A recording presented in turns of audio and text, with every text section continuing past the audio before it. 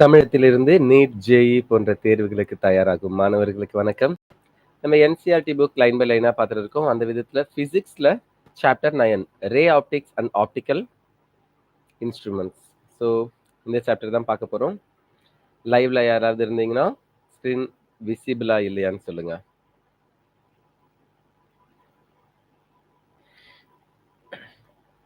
Is that the screen visible?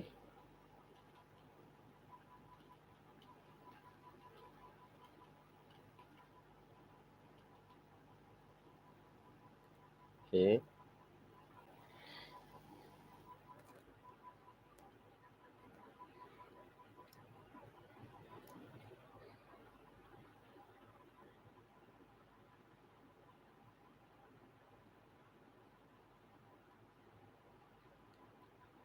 Fine.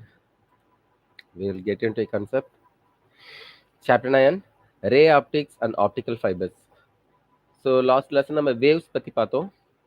இப்போ optics பற்றி பார்க்குறோம். Introduction. Nature has endowed the human eye, retina, with the sensitivity to detect electromagnetic waves within a small range of the electromagnetic spectrum. So electromagnetic spectrum ரொம்ப white ரேஞ்சில் இருக்கிறது. அதில் small range of electromagnetic வேவ்ஸை மட்டும் சென்சிட்டிவிட்டியா, அதாவது அதை உணரக்கூடிய அளவில் நம்மளுடைய ரெட்டினா இருக்குன்னு சொல்றாங்க. ஹியூமனுடைய ஐ இருக்குன்னு சொல்றாங்க. Electromagnetic radiation belonging to this region of the spectrum wavelength about 400 nanometer to 750 nanometer is called light. So இந்த லைட்னு சொல்றதை நம்ம என்ன சொல்லணும்னா விசிபிள் ரீஜன் அப்படின்னு சொல்லுவோம். விசிபிள் ரீஜன்ல எனக்கு என்ன இருக்கும் அப்படின்னா விப்ஜிஆர்ஸ் இருக்கும். ஃபைன். இது எல்லாமே நம்ம என்ன சொல்லுவோம்னா லைட்னு சொல்லுவோம். அப்போ 400 நானோமீட்டர் டு 750 நானோமீட்டர்ல இருக்கிறதா நம்ம லைட்னு சொல்றோம். இந்த ஸ்பெக்ட்ரம்ல எலக்ட்ரோமேக்னெட்டிக் ஸ்பெக்ட்ரம்ல ஒரு பர்டிகுலர் ரீஜன் 400 நானோமீட்டர் 750 நானோமீட்டர் இதை நம்ம என்ன சொல்றோம் அப்படின்னா லைட்னு சொல்றோம். It is mainly through light and the sense of vision that we know and interpret the world around us. Okay. So நம்ம பார்வை எந்த அளவுக்கு பார்க்குறோம், நம்ம கண்ணில் இருந்து அதை சென்ஸாக உணர்ந்து அதே மாதிரி வேர்ல்டு எப்படி இருக்கு எல்லாத்தையுமே தெரிஞ்சுக்கிறதுக்கு இது எனக்கு ஹெல்ப்ஃபுல்லாக இருக்கு. Thank you Ajeesh. There are two things that we can intuitively mention about light from common experience. So காமனான எக்ஸ்பீரியன்ஸ்லேருந்து நம்மளால ரெண்டு விஷயம் சொல்ல முடியும்னு சொல்கிறாங்க about light. First, that it travels with an enormous speed and second. So first thing என்ன சொல்றாங்கன்னா அது ரொம்ப ஸ்பீடா போகும். We know that 3 into 10 power 8 meter per second, isn't it? Even நம்ம இதை மழை காலங்களில் பார்க்கலாம். இடி இடிக்குது, மின்னல் வருது அப்படின்னா ஃபர்ஸ்ட் வெளிச்சம் வந்துடும். அதுக்கப்புறம் கொஞ்ச நேரம் சென்று நம்மளுக்கு சவுண்ட் கேட்கும். அப்போ சவுண்ட் வேவ்ஸை விட லைட் வேவ்ஸ் ரொம்ப ஃபாஸ்டா டிராவல் ஆகுதுன்னு சொல்லலாம் இல்லையா? It travels with enormous speed. Okay. Second, that it travels in a straight line. So light எப்பயுமே என்ன ஆகும்னா சவுண்ட் வேவ்ஸ் என்ன ஆகும் ஸ்ப்ரெட் ஆகும்னு சொல்றோம். ஆனால் லைட் வேவ்ஸ் என்ன ஆகும் அப்படின்னா travels in a straight line அப்படின்னு சொல்றாங்க. It took some time for people to really realize that the speed of the light is finite and measurable. So மக்களுக்கு கொஞ்ச நாள் ஆச்சுன்னு சொல்றாங்க. எதுக்கு? ஸ்பீட் ஆஃப் த லைட்டும் ஃபைனட் தான், ஒரு மெஷரபிள் வேல்யூ தான், அதை நம்ம மெஷர் பண்ண முடியுன்றதை தெரிஞ்சுக்கிறதுக்கே ரொம்ப டைம் ஆச்சுன்னு சொல்றாங்க. Fine. It's presently accepted value in vacuum is. So வேக்கம்ல லைட்டோடைய ஸ்பீட் என்ன அப்படின்னு இன்னைக்கு நம்ம அக்செப்ட் பண்ணியிருக்கோம்னா 2.997924 58 into 10 power 8 meter per second. For many purposes, it suffices to take 3 into 10 power 8 meter per second. So இதை ரவுண்ட் ஆஃப் பண்ணி நம்ம இந்த மாதிரி எழுதுறோம். Speed of light in vacuum is the highest speed attainable in nature.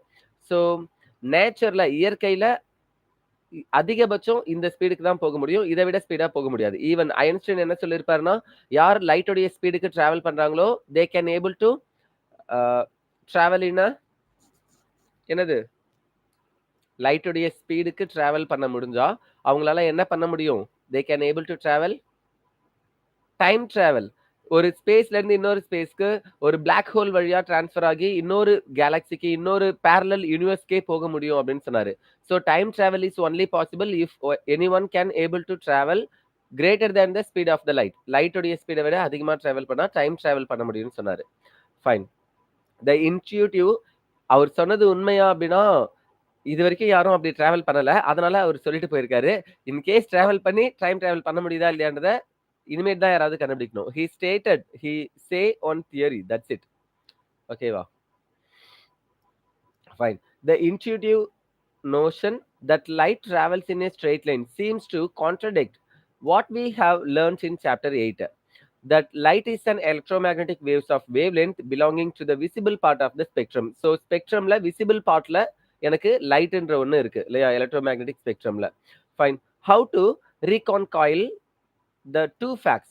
The answer is that the wavelength of light is very small compared to size of the ordinary objects that we encounter commonly, generally of the order of a few centimeter or larger. In this situation, as you will learn in chapter 10, a light wave can be considered to travel from one point to another along a straight line. So நம்ம இந்த chapter ஃபுல்லாவே என்னதான் பார்க்க போறோம்னா, light ஒரு பாயிண்ட்ல இருந்து இன்னொரு பாயிண்ட்க்கு ஸ்ட்ரெயிட் லைன்ல மட்டும் தான் டிராவல் ஆகும். ஈவன் ரிஃப்ளெக்ட் ஆனாலும், ரிஃப்ராக்ட் ஆனாலும் அது ஸ்ட்ரெயிட் லைன்ல தான் டிராவல் ஆக போகுது. அப்போ ரிஃப்ளெக்ஷனால, ரிஃப்ராக்ஷனால என்ன மாதிரிலாம் சேஞ்சஸ் ஏற்படலாம்? Angle of incidence, angle of reflection, angle of refraction இதெல்லாம் எப்படி இருக்கும்? இது எல்லாத்தையுமே நம்ம இதுல பார்ப்போம் ரே ஆப்டிக்ஸ்ல. ஓகேவா? Fine. Straight line joining them. Fine. The path is called a ray of optics. So light travel பண்ணக்கூடிய அந்த பேத்தை அவங்க என்ன சொல்றாங்க அப்படின்னா ரே ஆஃப் ஆப்டிக்ஸ் அப்படின்னு சொல்றாங்க, ரே ஆஃப் லைட் அப்படின்னு சொல்றாங்க. And a bundle of such rays constitute a beam of light. So அந்த மாதிரி ரே ஆஃப் லைட் நிறைய ஒன்னா பண்டிலா இருந்துச்சுன்னா அதை நம்ம என்ன சொல்லணும்னா கற்றை அப்படின்னு இருந்துச்சுன்னா அதை நம்ம என்ன சொல்லணும்னா பீம் ஆஃப் லைட் அப்படின்னு சொல்றோம், ஒளி கற்றை அப்படின்னு சொல்றோம். In this chapter we consider the phenomena of reflection, refraction and dispersion of light. So ஏற்கனவே நம்ம லாஸ்ட் டாபிக்ல என்ன பார்த்தோம் அப்படின்னா இன்டர்ஃபரன்ஸ்னா என்ன, டைஃப்ராக்ஷன்னா என்ன, தின் ஃபில்ம்ல எப்படி ஃபார்ம் ஆகுன்றதெல்லாம் நம்ம பார்த்தோம் இல்லையா. Single slit experiment, double slit experiment, even Young's experiment கூட பார்த்தோம், யங்ஸ் டபுள் ஸ்லிட் எக்ஸ்பெரிமெண்ட்லாம். ஸோ இங்க reflection, refraction, at the same time dispersion of light பத்தி பார்க்குறோம். Using the ray picture of light, using the basic laws of reflection and refraction, we shall study the image formation by plane and spherical reflecting and refracting surfaces. So ஒரு surface இருக்கு, அந்த surface பிளேனா இருந்துச்சுன்னா அந்த சர்ஃபேஸ்ல இருந்து reflect ஆகக்கூடிய, refract ஆகக்கூடிய image எப்படி இருக்கும்? ஒரு ஸ்பெரிக்கல் சர்ஃபேஸா இருந்துச்சுன்னா அந்த ஸ்பெரிக்கல் சர்ஃபேஸ்ல இருந்து ரிஃப்ளெக்ட் அண்ட் ரிஃப்ராக்ட் ஆகக்கூடிய இமேஜஸ் எப்படி இருக்கும்? We then go on to describe the construction and working of some important optical instruments, including the human eye. Human eye வரைக்கும், மனிதர்களுடைய கண் வரைக்கும் நிறைய ஆப்டிக்கல் இன்ஸ்ட்ருமெண்ட்ஸை எப்படிலாம் கன்ஸ்ட்ரக்ட் பண்ணலாம், அதனுடைய இம்பார்ட்டன்ஸ் என்னெல்லாம் இருக்கும், எந்த மாதிரி கன்ஸ்ட்ரக்ட் பண்ணால் அது எதுக்கு பயன்படும், இதெல்லாம் நம்ம பார்ப்போம். சரியா? ஃபைன். ஸோ இங்கே பிளேனில் கொடுத்துருக்காங்க. The incident ray, reflected ray and normal to the reflecting surface lie in the same plane. So இதில் பார்த்தீங்கன்னா இந்த கிரே கலரில் கொடுத்துருக்காங்க, இது ஒரு மிரர். ஓகேவா? மிரர் ஹரிசானலாக வச்சுருக்காங்க. ஓகே, படுக்க வச்சுருக்காங்க. இதுல இந்த இடத்துல இருக்கிறது தான் என்னன்னா சேம் பிளேன். இந்த பிளேன்ல இன்சிடென்ட் ரேவும் இருக்கு, அதே மாதிரி நார்மல் இருக்கு, தென் ரிஃப்ளெக்டட் ரே இருக்கு. இந்த மூணுமே ஒரே பிளேன்ல இருக்குன்னு கொடுத்துருக்காங்க. Reflection of light by spherical mirror. Okay, ஒரு மிரர் ஸ்பெரிக்கலா இருக்குன்னா அந்த ஸ்பெரிக்கல் மிரர்ல ரிஃப்ளெக்ஷன் எப்படி இருக்கும்ன்றத சொல்லியிருக்காங்க. Just a minute.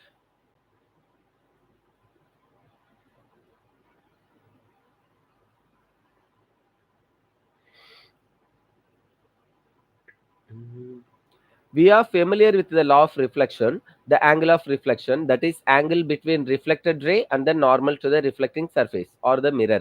So mirror ஒரு சர்ஃபேஸோ எடுத்துக்கிறோம், அந்த சர்ஃபேஸ் உடைய நார்மலுக்கும் இன்சிடென்ட் ரேவுக்கும் சாரி ரிஃப்ளெக்ட் ஆகக்கூடிய ரேவுக்கும் நடுவில் இருக்கிற ஆங்கிள் தான் நம்ம என்ன சொல்லுவோம்? ரிஃப்ளெக்டட் ஆங்கிள் அப்படின்னு சொல்லுவோம், ஆங்கிள் ஆஃப் ரிஃப்ளெக்ஷன் அப்படின்னு சொல்லுவோம். Equals the angle of incidence. So இந்த ரிஃப்ளெக்டட் ஆங்கிள் எதுக்கு ஈக்குவலா இருக்குன்னா இன்சிடென்ட் ஆங்கிளுக்கு ஈக்குவலா இருக்குன்னு சொல்றாங்க. Between incident ray and the normal. Also that incident ray, reflected ray and the normal to the reflecting surface at the point of incidence lie in the same plane. So இதுதான் இந்த டயகிராம்ல சொல்லிருந்தாங்க, நம்ம அதை ஃபர்ஸ்டே பார்த்துட்டோம். Okay, these laws are valid at each point on any reflecting surfaces whether plane or curved. So அது பிளேனா இருந்தாலும் சரி, கர்வ்டா இருந்தாலும் சரி, அந்த சர்ஃபேஸ் உடைய நார்மல்ல இருந்து ரிஃப்ளெக்டட் ரேவுடைய ஆங்கிளும் இன்சிடென்ட் ரேவுடைய ஆங்கிளும் எப்பயுமே எப்படி இருக்குன்னா ஈக்குவலா இருக்கும். However, we shall restrict our discussion to the spherical case of curved surface. In case அவங்க என்ன சொல்றாங்கன்னா curved surface ஓரளவுக்கு கர்வா இருந்துச்சுன்னா, கான்வெக்ஸ் லென்ஸ், கான்கேவ் லென்ஸ் மாதிரி ஓரளவுக்கு கர்வா இருந்துச்சுன்னா பரவாயில்ல. பட் ஸ்பெரிக்கல் சர்ஃபேஸா இருந்துச்சுன்னா அதுல நம்ம ரெஸ்ட்ரிக்ட் பண்றோம். இந்த டிஸ்கஷன் எல்லாத்துக்கும் பொருந்தும், அதுக்காக ஒரு ஸ்பெரிக்கல் சர்ஃபேஸ்ல இப்படிதான் இருக்கும்னு சொன்னா தப்பு. Fine. The normal in this case is to be taken as normal to the tangent to surface at the point of incidence, right? எங்க இன்சிடென்ஸ் நடக்குதோ அந்த பாயிண்ட்ல இருந்து ஒரு டேஞ்சன்ட் லைன் வரைஞ்சி அதை தான் நம்ம நார்மலா எடுத்துப்போம் ஸ்பெரிக்கலா இருந்தா. that is the normal is along the radius. So normal என்னவா இருக்கலாம்னா radius ஆவும் இருக்கலாம், along the radius, the line joining the center of the curvature of the mirror. So mirror உடைய center of curvature join பண்ற மாதிரி இருக்கும் அப்படின்னு சொல்றாங்க to the point of incidence. Okay, point of incidence க்கும் center of curvature க்கும் join பண்ற மாதிரி நம்ம normal line வரைவோம்.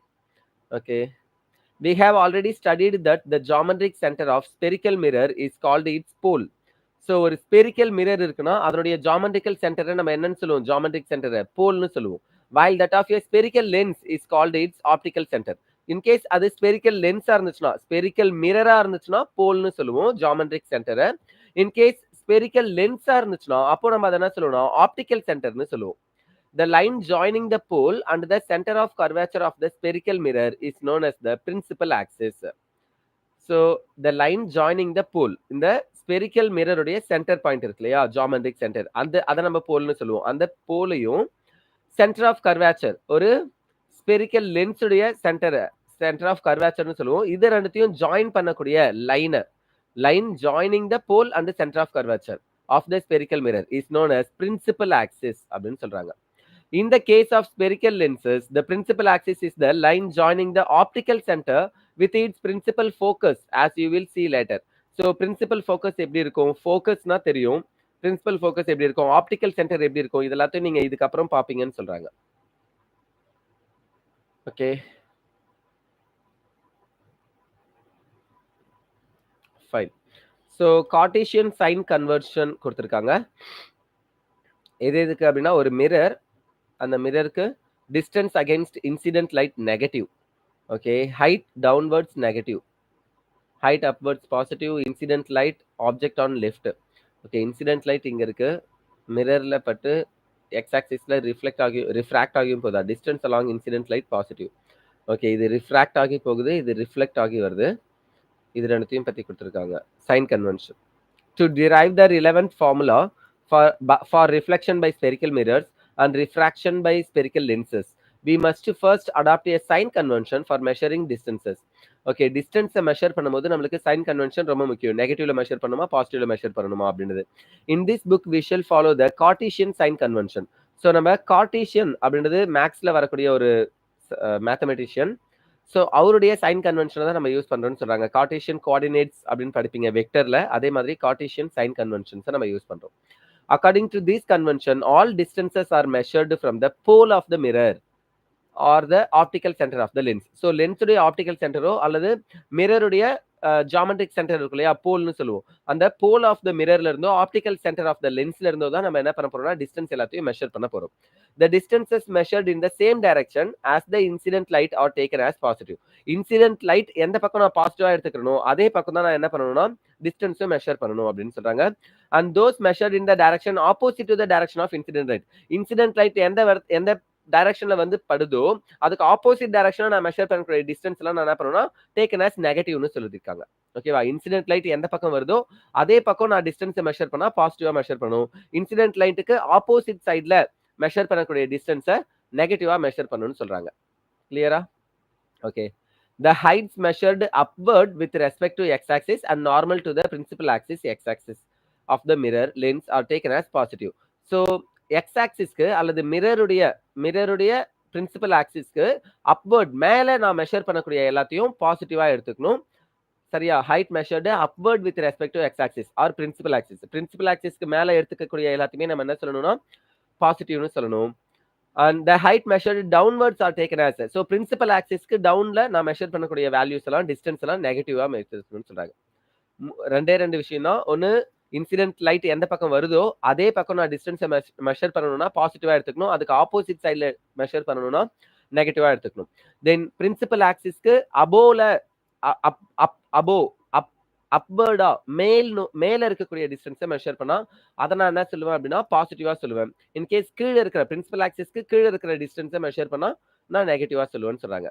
தெளிவா இருக்கா? Okay. With a common accepted convention, it turns out that a single formula for spherical mirrors and a single formula for spherical lenses can handle all different cases. So எல்லா different casesக்கும் மேல இருக்கா கீழே இருக்கா, principal axis I mean to the direction of the lensக்கு light waves வரக்கூடிய டைரக்ஷன்ல இருக்கா அல்லது அதுக்கு பேக் சைடுல இருக்கா, இது எல்லா எல்லாத்தையும் நம்ம டிஃப்ரெண்டா யோசிக்க தேவையில்ல. இது எல்லாத்துக்கும் ஒரே ஃபார்முலாவே குடுத்திருக்காங்க. ஸ்பெரிக்கல் லென்ஸஸா இருந்துச்சுன்னா ஒரு ஃபார்முலாவும், ஸ்பெரிக்கல் மிரரா இருந்துச்சுன்னா ஒரு ஃபார்முலாவும் குடுத்திருக்காங்க. ஸ்பெரிக்கல் மிரருக்கு ஒரு ஃபார்முலா, ஸ்பெரிக்கல் லென்ஸுக்கு ஒரு ஃபார்முலா. தெளிவா இருக்கீங்களா? ஓகே. ஃபைன்.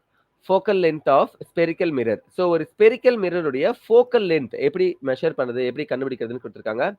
ஸோ இந்த டயகிராம்ஸ் ரொம்ப இன்ட்ரெஸ்டானது தான். ஈஸியா தெரிஞ்சுக்க வேண்டியது. ஓகே. சேட்டன் வந்தல்லே, சேட்டை செய்ய வந்தல்லே. என்ன பார்த்தா சேட்டை செய்யறதுக்கு வந்த மாரியா இருக்கு. நான் சப்ஜெக்ட் நடத்துறதுக்கு வந்திருக்கிறேன். இதுக்கே எனக்கு தெரியாத ஒரு சப்ஜெக்ட்ட சரி தெரிஞ்சுக்கிட்டு ஏதாவது நம்மளுக்கு தெரிஞ்சத வச்சு சொல்லுவோம்னு வந்தா, சேட்டை செய்யறதுக்கு வரேன். நீங்க தான் ரொம்ப சேட்டை செய்றீங்க. அது என்னது? நான் நல்லா பண்றேனோ இல்லையோ, நீங்க நல்லா பண்றீங்க. ஃபைன்.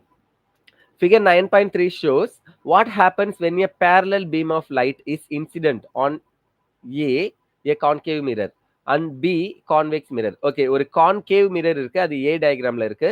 அதே மாதிரி கான்வெக்ஸ் மிரர் இருக்கு, அது B ல இருக்கு. ஸோ இந்த 2 மிரர்லயும் ஒரு பீம் ஆஃப் லைட் வந்து பேரலலா அது மேல வந்து படுது, இன்சிடென்ட் படுது. அப்படி படும்போது என்ன ஆகும்? வாட் ஹேப்பன்ஸ் அப்படின்றத சொல்லியிருக்காங்க. We assume that the rays are paraxial அப்படின்னு கொடுத்துருக்காங்க. ஸோ எல்லா ரேஸுமே பேரலா ஒண்ணுக்கு ஒண்ணு பேரலா இருக்குன்னு அர்த்தம். பேராக்சியல் ஆக்சிஸ் பிரின்சிபல் ஆக்சிஸ் எந்த டைரக்ஷன்ல இருக்கோ அதே டைரக்ஷன்ல இந்த லைட்டும் வருது. அப்படின்னா தே ஆர் பேராக்சியல். ஓகேவா? பிரின்சிபல் ஆக்சிஸ்க்கு பேரலா இருக்கிறதுனால பேராக்சியல். They are incident at points close to the pole of the mirror and make some angles with the principal axis. Okay, principal axis கூட அது சில angles உருவாக்குது. The reflected ray converge at a point F on the principal axis of a concave mirror. So இதுதான் concave mirror இல்லையா? இந்த concave மிரர்ல இங்க வரக்கூடிய light எல்லாமே பட்டுட்டு ரிஃப்ளெக்ட் ஆகி ஒரே ஒரு பாயிண்ட்ல எல்லாமே என்ன ஆகுது? கன்வர்ஜ் ஆகுது. இதுக்கு பேர் என்னதுன்னா, ஒன்னா சேர்ந்துச்சுன்னா அதுக்கு பேரு கன்வர்ஜென்ஸ் அப்படின்னு சொல்லுவோம். கன்வர்ஜ். பிரிஞ்சிச்சுன்னா அதை நம்ம என்ன சொல்லுவோம்னா, இன்கேஸ் தனித்தனியா பிரிஞ்சிச்சுன்னா டைவர்ஜ்னு சொல்லுவோம். ஆனா இங்க டைவர்ஜ் ஆகல, இங்கேயும் என்னதான் ஆகுதுன்னா கன்வர்ஜ் ஆகுது. சரியா? நான் ஜஸ்ட் அந்த வேர்டு மட்டும் உங்களுக்கு சொல்றேன். கன்வர்ஜ்னா என்ன, டைவர்ஜ்னா என்னன்னு. இப்போ நீங்க வெக்டர்ல படிச்சிருப்பீங்க, I think so. Okay. So இப்போ 2 வெக்டார்ஸ் இருக்கு அப்படின்னா இந்த 2 வெக்டாரையும் நான் என்ன சொல்லுவேன்னா டைவர்ஜென்ட் வெக்டார் சொல்லுவேன். இன்கேஸ் இப்படி 2 வெக்டார்ஸ் இருக்குன்னா இது ரெண்டும் என்னதுன்னா கன்வர்ஜென்ட் வெக்டார்ஸ். ஓகேவா? சோ இதுக்கெல்லாம் ரிசல்டன்ட் வெக்டார்ஸ் எப்படி இருக்கும்னு ஈஸியா கண்டுபிடிக்கலாம். இதுதான் ரிசல்டன்ட் வெக்டார். இன்கேஸ் ஒரு டைவர்ஜென்ட் வெக்டார் இருக்கு, ஒரு கன்வர்ஜென்ட் வெக்டார் இருக்கு. இப்போ இதுக்கு எப்படி சார் ரிசல்டன்ட் கண்டுபிடிக்க முடியும்னா, ரெண்டுத்துக்கும் நடுவுல போடக்கூடாது, இல்ல கீழேயும் போடக்கூடாது. நல்லா புரிஞ்சுக்கோங்க. இது மேல போயிட்டே இருக்கு, ஒரு காயின் மேல போயிட்டே இருக்கு. அதே சமயம் லெஃப்ட் சைடுல இருந்து ரைட் சைடுல யாரோ தள்ளிக்கிட்டே இருக்காங்க. அப்போ ஓவராலா ரிசல்டன்ட் எப்படி இருக்கும் அப்படின்னா இந்த டைரக்ஷன்ல இருக்கும். இது எப்படி ரிசல்டன்ட் கண்டுபிடிச்சீங்க அப்படின்னா, we have to extrapolate. இங்க வருது இல்லையா கன்வர்ஜென்ட் வெக்டார், இதை இங்க எக்ஸ்டெண்ட் பண்ணிட்டு போனா இப்போ இது ரெண்டுமே என்னவா மாறிடும்னா டைவர்ஜென்ட்டா மாறிடும். இப்ப ரிசல்டன்ட்டை கண்டுபிடிக்கலாம். அல்லது இங்க இருக்கிற டைவர்ஜென்ட் வெக்டாரை இதுக்கு முன்னாடி போட்டா கீழே எப்படி இருந்திருக்கும்னு போட்டா அப்ப அது என்னவா இருக்கும்னா கன்வர்ஜென்ட் வெக்டாரா இருக்கும். சோ இந்த 2 வெக்டாரும் ஒண்ணா சேருது. அப்ப இது ரெண்டுத்துக்கும் ரிசல்டன்ட் வெக்டார் இந்த பக்கமா இருந்திருக்கும் இல்லையா? இப்படிதான் ரிசல்டன்ட் வெக்டார்லாம் கண்டுபிடிப்போம். நான் எதுக்கு இதெல்லாம் சொல்லிட்டு இருந்தேன்? கன்வர்ஜென்ட் டைவர்ஜென்ட்காக சொன்னேன். ஓகே. சோ கன்வர்ஜென்ட்னா என்ன, டைவர்ஜென்ட்னா என்னன்னு கிளியரா இருக்கீங்களா? ஃபைன். இங்க ஒரு கான்கேவ்ல கன்வர்ஜென்ட் எப்படி நடக்குது அப்படின்னா எல்லாமே ஃபோக்கல் பாயிண்ட்டை நோக்கி நகருதுன்னு சொல்றாங்க. ஃபோக்கல் பாயிண்ட் பக்கமா வருதுன்னு சொல்றாங்க எல்லாமே. Okay, just a minute. Life is also race. அப்பப்போ ரிஃப்ளெக்ட் ஆகிட்டே இருக்கும். Okay. For a convex mirror, the reflected ray appears to diverge from a point F on its principal axis. So from a point F on the principal axis. இங்க இருந்து எல்லாமே என்ன ஆகுதுன்னா converge ஆகி இங்க இருந்து மறுபடியும் டைவர்ஜ் ஆகி போகுது. Okay. diverge from a point F on its principal axis. From point F. F ல இருந்து அது என்ன ஆக ஆரம்பிக்குதுன்னா டைவர்ஜ் ஆகுது. இப்படிதான் நம்ம பார்க்கணும்னு சொல்றாங்க. சரி. The point F is called principal focus of the mirror. So அந்த மிரருடைய principal focus தான் நம்ம என்ன சொல்லணும்? Principal focus F ன்னு சொல்றோம். If the parallel paraxial beam of light were incident. So parallel இருக்கக்கூடிய paraxial beam of light incident ஆகுது. அது வந்து மோதுது அப்படின்னா. Making some angle with the principal axis. அது பிரின்சிபல் ஆக்சிஸ் கூட ஒரு குறிப்பிட்ட ஆங்கிள மேக் பண்ணும் இல்லையா? இங்க ஒரு ஆங்கிள் இருக்கு, இங்க ஒரு ஆங்கிள் இருக்கு. இது ஒரு ஆங்கிள், இது ஒரு angle. Okay. The reflected ray would converge or appear to diverge from a point in a plane through F normal to the principal axis. This is called the focal plane of the mirror. So இது இந்த இடத்த அவங்க என்ன சொல்றாங்கன்னு பாருங்க. Okay. The reflected rays would converge, appear to diverge. அதுக்கப்புறம் நம்மளுக்கு diverge ஆகுற மாதிரி இருக்கும். பட் அது கன்வெர்ஜ் ஆகுது. எல்லாமே ஒண்ணா ஆகுதுன்னா கன்வெர்ஜ் ஆகுது. எந்த இடத்துல? From a point in a plane through F. So அந்த பிளேன்ல இருந்து ஏதோ ஒரு பாயிண்ட்ல இருந்து அது என்ன ஆகுதுன்னா எஃப்ன்ற பாயிண்ட் வழியா கன்வெர்ஜ் ஆகுது. எல்லாமே ஒண்ணா சேருது. இதுல தெளிவா இருக்கா? Okay. Through F normal to the principal axis. Principal ஆக்சிஸ்க்கு நார்மலா இருக்கும் இந்த இடம் அப்படின்னு சொல்றாங்க. This is called focal plane. இதுதான் என்ன சொல்றாங்கன்னா ஃபோக்கல் பிளேன்னு சொல்றாங்க. இந்த டயகிராம் 9.3 சில இருக்கு. Okay. Fine. Focal plane. Focus of a concave and convex mirror. Okay. The distance between the focus F and the pole P of the mirror is called focal length. So Fன்ற பாயிண்ட்டுக்கும் அந்த Pன்ற பாயிண்ட்டுக்கும் மிரர்ல இருக்கிற ஒரு Pன்ற பாயிண்ட்டுக்கும் நடுவுல இருக்கிற distance என்ன சொல்றாங்கன்னா focal lengthன்னு சொல்றாங்க of the mirror denoted by F. We now show that F is equal to R by 2. So F உடைய value எதுக்கு ஈக்குவலா இருக்குன்னா R by 2 க்கு ஈக்குவலா இருக்குன்னு சொல்றாங்க. Where R is the radius of the curvature of the mirror. Mirror உடைய radius of curvature எவ்வளவு அப்படின்னா R. இந்த ஆர்ல பாதியா ஆர் பை 2 தான் இருக்கும். எது அப்படின்னா இந்த எஃப்ல இருந்து பி வரைக்கும் இருக்கிற டிஸ்டன்ஸ் அப்படின்னு சொல்றாங்க. Radius of the curvature of the mirror. The geometry of reflection of an incident ray is shown in figure 9.4. Okay, reflected of an incident ray. ஒரு incident ray வந்து ரிஃப்ளெக்ட் ஆகும்போது அதனுடைய geometry எப்படி இருக்கும்ன்றத figure 9.4ல கொடுத்திருக்காங்க. Let C be the center of the curvature of the mirror. C ன்றது தான் என்னன்னா mirror உடைய center of curvature. Consider a ray parallel to the principal axis striking the mirror at M. Mன்ற பாயிண்ட்ல ஒரு parallel ray வந்து என்ன பண்ணுதுன்னா principal ஆக்சிஸ்க்கு பேரலா இருக்கிற ஒரு ரே வந்து மிரரை எம்ன்ற பாயிண்ட்ல டச் பண்ணுது. Then CM will be perpendicular to the mirror at M. So CM center of curvature C மிரருடைய ஒரு பர்டிகுலர் பாயிண்ட்ல மீட் பண்ற ரே வந்து படுது இல்லையா? அதை நம்ம என்னன்னு சொல்றோம்னா எம்னு சொல்றோம். அப்ப CM அப்படின்றது என்னதுன்னா will be perpendicular to the mirror at Mன்னு கொடுக்குறாங்க. Let theta be the angle of incidence and MD be the perpendicular from M on the principal axis. Then del MCP is equal to okay M இருக்கு இங்க P ன்னு இருக்கு. இது Cன்றது என்னது? Centre of curvature, right? Centre of curvature. Okay, F ன்றது focal point. Centre of கர்வேச்சர்ல இருந்து ஒரு லைட் என்ன ஆகுதுன்னா இந்த பிரின்சிபல் ஆக்சிஸ் இருக்கு இல்லையா?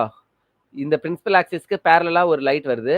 இதுதான் அந்த லைட் ரேஸ். இது வந்து எம்ன்ற பாயிண்ட்ல மீட் பண்ணிட்டு அதுல ஒன்னு என்ன ஆகுதுன்னா எஃப் ஃபோக்கல் பாயிண்ட்ல வந்து மீட் பண்ணுது. இன்னொன்னு என்ன ஆகுது அப்படின்னா சென்டர் ஆஃப் கர்வேச்சர் வந்து மீட் பண்ணுது.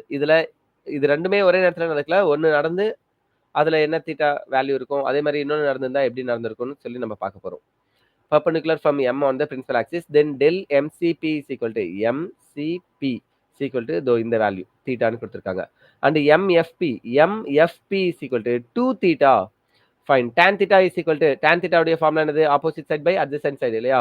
MD M ல இருந்து D வரைக்கும் இருக்கிற இந்த MD distance by CD. And tan 2 theta is equal to MD by FD அப்படின்னு சொல்லுவோம். Fine. For small theta which is true for paraxial rays, tan theta is approximately equal to theta. So tan theta உடைய value அப்ராக்சிமேட்டா தீட்டாக்கு ஈக்குவலா இருக்கும். So tan 2 theta is approximately equal to 2 theta ன்னு சொல்றாங்க. Therefore equation 9.1 gives so MD by CD is equal to MD by FD ன்னு கிடைக்கும். ஆமாவா? இங்க 2 இருக்கு. அப்போ 2 into MD by FD ன்னு இருக்கும். Fine. So எனக்கு FD வேணும்னா இங்க இருக்கிறது ஈக்குவல் டு வரும். எதுக்கு காமனா இருக்கோ அது கேன்சல் ஆகும். MD MDயும் கேன்சல் ஆகும். CD நியூமரேட்டருக்கு வரும். அப்போ CD by 2 தான் FD உடைய வேல்யூ. FDன்றது ஃபோக்கல் பாயிண்ட்டுக்கும் Dன்ற பாயிண்ட்டுக்கும் இடையில இருக்கிற டிஸ்டன்ஸ். நல்லா புரிஞ்சுக்கணும். Pன்ற பாயிண்ட் வரைக்கும் இருக்கிறது தான் ஃபோக்கல் லென்த். Dன்ற பாயிண்ட் வரைக்கும் இருக்கிறத ஃபோக்கல் லென்த்னு சொல்ல மாட்டோம். சரியா? ஃபைன். FDன்ற டிஸ்டன்ஸ் நம்ம மெஷர் பண்ணணும்னா சிடி இருக்கு இல்லையா, அதாவது சென்டர் ஆஃப் கர்வேச்சர்ல இருந்து டின்ற பாயிண்ட் வரைக்கும் இருக்கிற டிஸ்டன்ஸை 2 டிவைட் பண்ணா கிடைக்கும்னு சொல்றாங்க. Now for small theta the point T is very close to the point. So தீட்டாவுடைய வேல்யூ கம்மியா இருக்குன்னா அப்ப டின்ற பாயிண்ட் பின்ற பாயிண்ட்டுக்கு ரொம்ப க்ளோஸரா இருக்கும், கிட்டக்கே இருக்குன்னு சொல்றாங்க. Therefore FT is equal to F. எஃப்டியோடைய வேல்யூ கிட்டத்தட்ட எஃப்னே சொல்லிடலாம், ஃபோக்கல் லென்த்துக்கு ஈக்குவலாவே இருக்குன்னு சொல்லிடலாம். டி வந்து கிட்டத்தட்ட எஃப்க்கு நியரரா, எஃப் ஃபோக்கல் பாயிண்ட் எங்க இருக்கோ அதுதான் சென்டர் ஆஃப் கர்வேச்சராகவும் இருக்கிறதுக்கு வாய்ப்பு இருக்கு, எப்போனா தீட்டா ரொம்ப கம்மியா இருந்துச்சுன்னா. And CD is equal to R. சிடியோடைய வேல்யூ எதுக்கு ஈக்குவலா இருக்குன்னா ஆருக்கு ஈக்குவலா இருக்குன்னு சொல்றாங்க. Fine. Equation 9.2 then gives by f is equal to r by 2. Okay, அப்போ இந்த ஈக்குவேஷன் என்னவா மாறிடும்னா f is equal to fdன்றது f க்கு equal. Okay, focal length cd by 2க்கு, அதாவது r by 2க்கு ஈக்குவல்னு சொல்றாங்க. ஃபைன். ஏதோ மெசேஜ் ரீட்ராக்ட் பண்ணிருக்கீங்க தஸ்வின், என்ன போட்டீங்கன்னு தெரியல.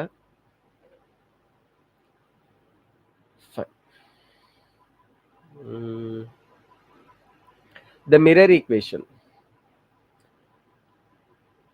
If rays emanating from a point actually meet at another point after reflection or refraction. Okay, reflection ஆனதுக்கு அப்புறமோ அல்லது refraction ஆனதுக்கு அப்புறமோ ஒரு பாயிண்ட்டை போய் மீட் பண்ணுது. That point is called the image of the first point. அதுதான் அந்த first point உடைய இமேஜ்னு சொல்றாங்க. The image is real as if the rays actually converge at the point. அந்த பாயிண்ட்ல எல்லா ரேஸ்மே கன்வர்ஜ் ஆச்சுன்னா கண்டிப்பா அது என்னது, ரியல்னு சொல்றாங்க. It is virtual if the rays do not actually meet. In case அந்த பாயிண்ட்ல எல்லா ரேஸும் மீட் பண்ணலனா அப்ப அதை நம்ம என்ன சொல்லணும்னா வர்ச்சுவல்னு சொல்லுவோம். Do not actually meet but appear to diverge from that point when produced backwards. An image is thus a point to point correspondence with the object established through reflection on or refraction. Fine. So reflection ஆகலாம் அல்லது refraction ஆகலாம், ஒரு object எப்படி அது establish பண்ணிக்குது ஒரு பாயிண்ட்ல இருந்து இன்னொரு பாயிண்ட்டுக்கு அப்படின்றத நம்ம இதுல பார்க்கலாம். In principle we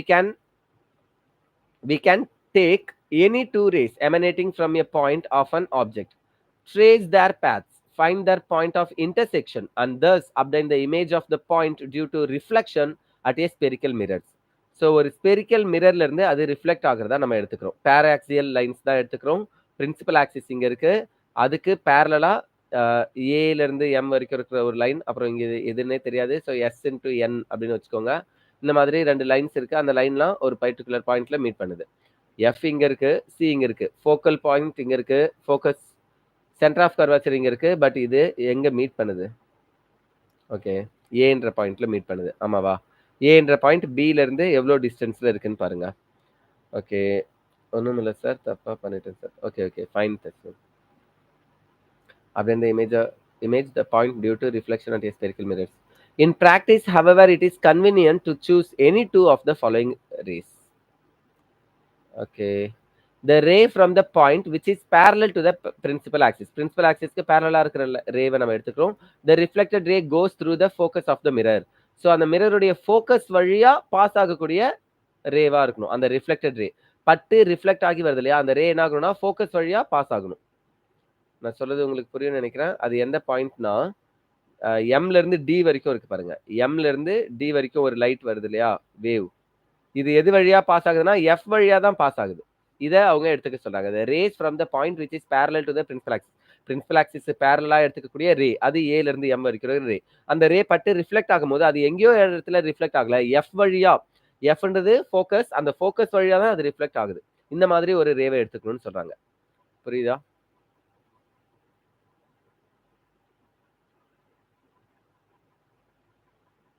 okay. Second one, the ray passing through the center of the curvature of a concave mirror or appearing to pass through it for a convex mirror. So அவங்க என்ன சொல்றாங்க பாருங்க, சென்டர் ஆஃப் கர்வேச்சர் வழியா pass ஆகக்கூடிய ஒரு ரே இருக்கு அப்படின்னா the ray passing through the center of curvature of a concave mirror. ஒரு கான்கேவ் மிரர்ல சென்டர் ஆஃப் கர்வேச்சர் வழியா பாஸ் ஆகக்கூடிய ஒரு ரே, அப்படி இல்லைன்னா or appearing to pass through it for a convex mirror. Convex மிரர்ல பாஸ் த்ரூ ஆகக்கூடிய ஒன்று, அப்படி எடுத்துக்கலாம். The reflected ray simply retraces the path. So reflected ray என்ன ஆகுனா சிம்பிளா அதனுடைய பேத்தை ரீட்ரேஸ் பண்ணும் அப்படின்னு சொல்றாங்க. The ray passing through are directed towards the focus of the concave mirror or appearing to pass through are directed towards the focus of a convex mirror. Okay. the ray passing through focus of the concave mirror. Concave mirror உடைய focus வழியாவோ or appearing to pass through focus of the convex mirror. Convex mirror உடைய focus வழியாவோ pass ஆகணும். The reflected ray is parallel to the principal axis. Reflected ray கண்டிப்பா principal axis க்கு parallel இருக்கணும்னு சொல்றாங்க. The ray incident at any at that pole. So first என்ன சொன்னாங்கன்னா வந்து incident ஆகிறது parallel இருந்து அதுல இருந்து ரிஃப்ளெக்ட் ஆகக்கூடிய ரேஸ் என்னது ஃபோக்கஸ் வழியா பாஸ் ஆகணும்னு சொன்னாங்க. இப்போ என்ன சொல்லிட்டு இருக்காங்கன்னா ஃபோக்கஸ் வழியா ஒரு லைட் பாஸ் ஆகுதுனாலே அது கண்டிப்பா ரிஃப்ளெக்ட் ஆகும்போது என்ன ஆகும்னா பிரின்சிபல் ஆக்சிஸ்க்கு பேரலா தான் ரிஃப்ளெக்ட் ஆகும்னு சொல்றாங்க. நான் சொல்றது உங்களுக்கு புரியுதா? இங்க பாருங்க, நான் ஒரு லைட் வரையறேன் இப்போ, அதாவது ரே வரையறேன். இப்போ இங்க இருந்து ஒரு ரே வருது. இந்த ரே எஃப் வழியா எஃப்ன்ற பாயிண்ட்ல மீட் பண்ணி போச்சுன்னா ஃபோக்கஸ் வழியா பாஸ் ஆகி போச்சுன்னா கண்டிப்பா அது என்ன ஆகும்னா ரிஃப்ளெக்ட் ஆகி வரும்போது இந்த பிரின்சிபல் ஆக்சிஸ்க்கு பேரலா தான் வரும்னு சொல்றாங்க. புரியுதா? இங்க இருந்து ஒரு ரே வருது, அது என்ன ஆகுதுன்னா எஃப் வழியா டச் பண்ணுது மிரரை. அப்படின்னா கண்டிப்பா அது என்ன ஆகும் அப்படின்னா, அதாவது நான் கொஞ்சம் ஸ்ட்ரெயிட்டா வரையணும், என்னால அந்த அளவுக்கு வரைய முடியல.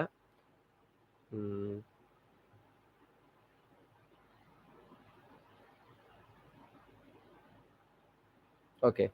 ஸோ இந்த மாதிரி பேரலா பிரின்சிபல் ஆக்சிஸ்க்கு பேரலா தான் இந்த லைன் இருக்குன்னு சொல்றாங்க. முன்னாடி சொன்னது ஒரு லைன் பேரலா வந்துச்சுன்னா அது ஃபோக்கஸ் வழியா போகும்னு சொன்னாங்க. இப்போ ஃபோக்கஸ் வழியா போகக்கூடிய எல்லா லைன்ஸும் பேரலா தான் இருக்கும் அப்படின்னு சொல்றாங்க. புரியுதா? சரி. Okay. The reflected ray is parallel to the principal axis. Reflect ஆகக்கூடிய ரேஸ் எல்லாமே என்ன ஆகும்னா பிரின்சிபல் ஆக்சிஸ்க்கு பேரலா இருக்கும். எப்போ ஃபோக்கஸ் வழியா, அது கான்வெக்ஸா இருந்தாலும் கான்கேவா இருந்தாலும் ஃபோக்கஸ் வழியா பாஸ் ஆகக்கூடிய ஒரு லைட் பட்டு ரிஃப்ளெக்ட் ஆகும்போது அந்த ரிஃப்ளெக்டட் லைட் கண்டிப்பா எப்படி இருக்கும்னா பிரின்சிபல் ஆக்சிஸ்க்கு பேரலா ஆயிடும்னு சொல்றாங்க. பேரலா போற லைட்லாம் ஃபோக்கஸ் வழியா வரும், ஃபோக்கஸ் வழியா போற லைட்லாம் பிரின்சிபலா தான் இருக்கும்.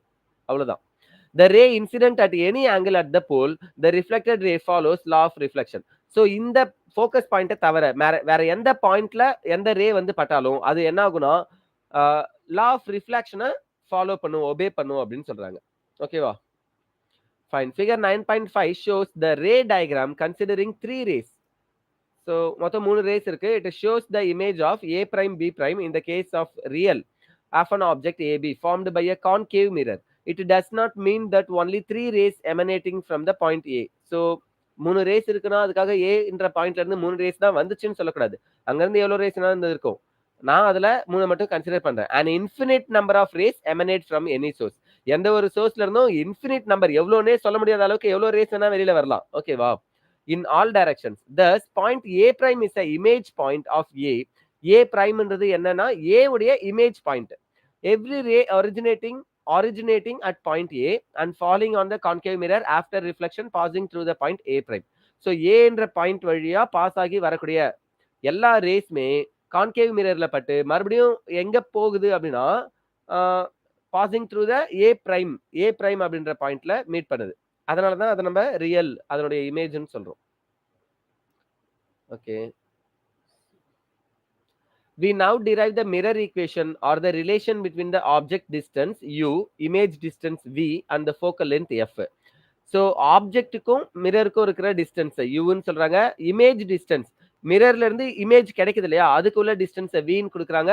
தென் ஃபோக்கல் லென்த் சென்டர் ஆஃப் ஃபோக்கஸ்க்கும் மிரருக்கும் நடுவில் இருக்கிற, அதாவது மிட் பாயிண்ட்டுக்கும் நடுவில் இருக்கிற பிரின்சிபல் ஆக்சிஸ் உடைய பி பாயிண்ட்டுக்கும் நடுவில் இருக்கக்கூடிய டிஸ்டன்ஸை ஃபோக்கல் லென்த்னு சொல்றாங்க. ஓகே, இது எல்லாத்துக்கும் ஒரு ரிலேஷனை கொடுக்கணும்னு சொல்றாங்க. From figure 9.5 two right angled triangles A prime B prime F and MPF are similar. Okay, first நீங்க ஃபிகர் 9.5 பாத்தீங்கன்னா உங்களுக்கு இன்னும் நல்லா புரியும்ல. அது எங்க இருக்கு? 9.6 இருக்கு.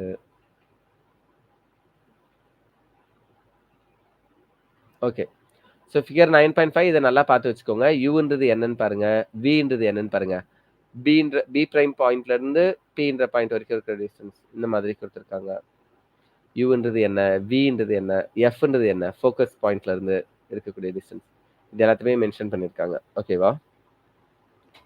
சரி, ஸோ இந்த டிஸ்டன்ஸ் எல்லாத்தையும் வச்சு தான் நம்ம கண்டுபிடிக்க போகிறோம். ஜஸ்ட் ரிலேஷன்ஸ் தான். நீங்கள் அந்த டயக்ராமை பார்த்துக்கிட்டே இருந்தீங்கன்னா இங்கே சொல்கிறது, ஐ மீன் நீங்கள் டயக்ராமை பக்கத்தில் வச்சுக்கிட்டு பார்த்தீங்கன்னா இங்கே சொல்கிறது ஈஸியாக புரியும். B prime A prime by BPM is equal to B prime F by FP அப்படின்னு கொடுத்துருக்காங்க. ஸோ இது அந்த ட்ரையாங்கிள் இருந்து கிடைக்கக்கூடியது. ரைட் ஆங்கிள் ட்ரையாங்கிளா இருந்துச்சுன்னா, ஸ்ட்ரெயிட் லைன் பெர்பெண்டிகுலர் டு சிபியா இருந்துச்சுன்னா, அப்போ நம்ம இந்த மாதிரி எழுதுவோம். சரி. Or B prime A prime by BA is equal to B prime F by FP. That is PM is equal to AB. PM உடைய வேல்யூ எதுக்கு ஈக்குவல்னா ஏபிக்கு ஈக்குவல். அதனால பிஏன்னு இந்த இடத்துல எழுதியிருக்காங்க. Since angle AB APB is equal to angle A prime PB prime. The right angled triangles A prime B prime P and ABP are also similar. Therefore, so right angle triangles இந்த ரெண்டும் ஒன்று தான் அப்படின்னு சொல்றாங்க. APBயும் டயக்ராம்ல பார்க்கணும். APB and A prime PB prime இந்த ரெண்டும் ஒன்றுன்னு சொல்றாங்க. அதனால நம்ம என்ன எழுதுறோம்? B prime A prime by BA is equal to B prime P by BPன்னு எழுதுறோம். FP B prime Fன்னு இருந்ததா ஃபோக்கலா இருந்ததா நம்ம இப்போ Bன்ற பாயிண்ட்டை வச்சு எழுதுறோம். Comparing equation 9.4 and 9.5 we get. So இந்த மாதிரி ஒன்று கிடைக்குது. நான் இது எல்லாத்தையும் படிச்சுட்டு இருக்கணும்னு நினைக்கல. Equation 9.6 is a relation involving magnitude of distances. So distance எவ்வளோ வேல்யூல இருக்கும் அதனுடைய மேக்னிடியூட் என்னன்றதையும் என்னால் கண்டுபிடிக்க முடியும்னு சொல்றாங்க. We now apply the sun convention. We note that light travels from the object to the mirror. So ஆப்ஜெக்ட்ல இருந்து மிரரை நோக்கி வந்துச்சுன்னா MPN அந்த light. Hence this is taken as a positive direction. இதை நம்ம என்ன பண்ணோம்னா பாசிட்டிவ் டைரக்ஷனா எடுத்துக்கிறோம். To reach the object AB, image A prime B prime as well as the focus F from the point P, we have to travel opposite to the direction of the incident light. Incident light எப்படி வந்துச்சோ அதுக்கு ஆப்போசிட்ல தான் நம்ம A prime B prime உடைய இமேஜோ focus Fயோ இதெல்லாமே நம்ம எடுத்துக்கிறோம் இல்லையா?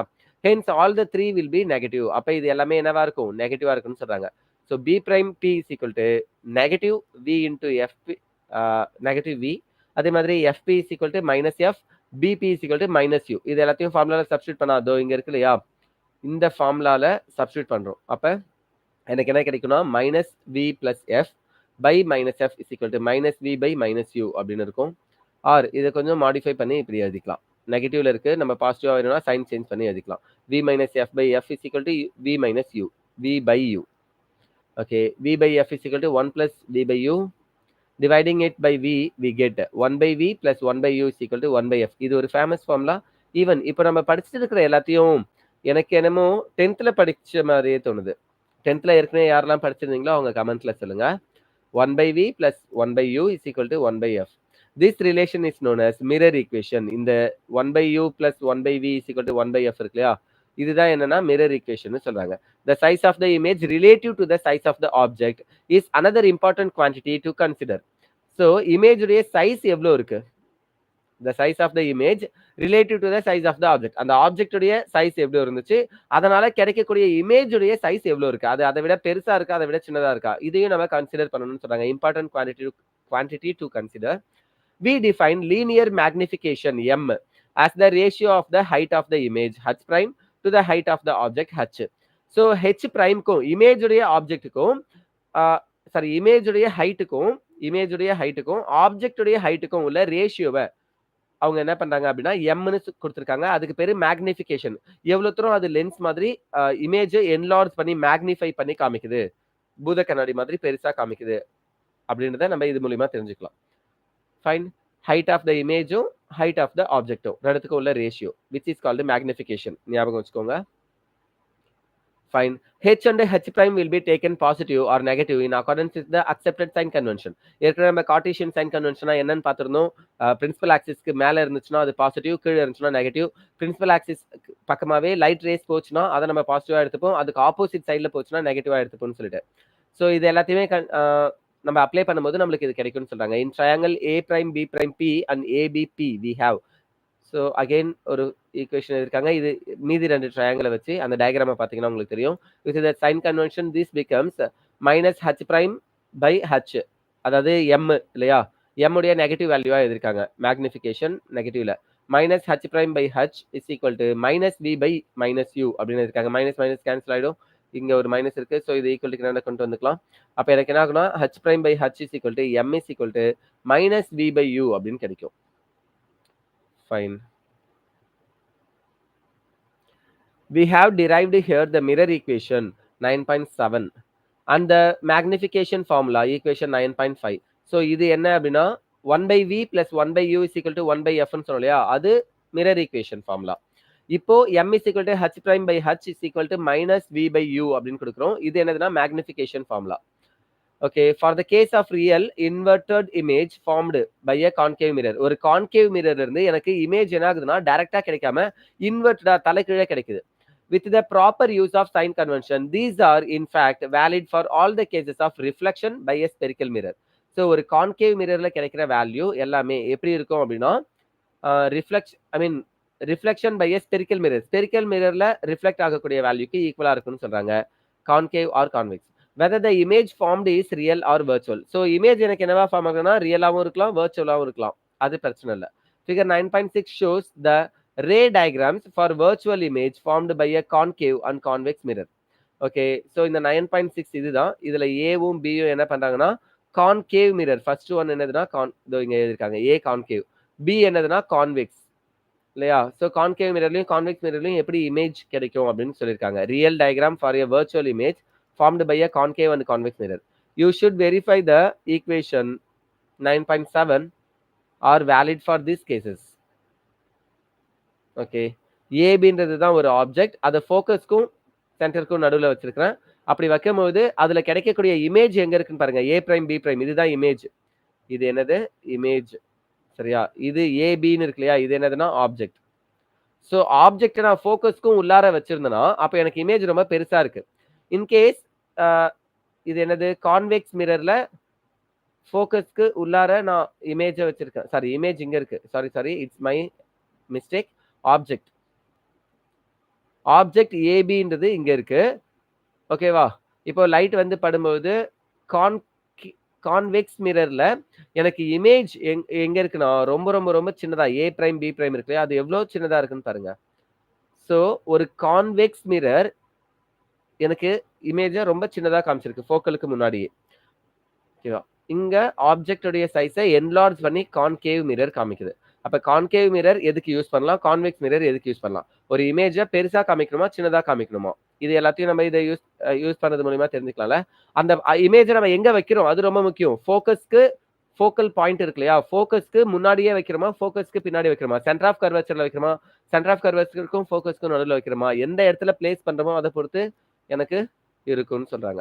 ஓகே, எக்ஸாம்பிள் 9.1, 9.2, 9.3 நிறைய எக்ஸாம்பிள்ஸ் கொடுத்துருக்காங்க. இதெல்லாம் நீங்க வீடியோவை பாஸ் பண்ணி கொஸ்டின்ஸை பார்த்துட்டு அதுக்கு சொல்யூஷன்ஸ் பாருங்க.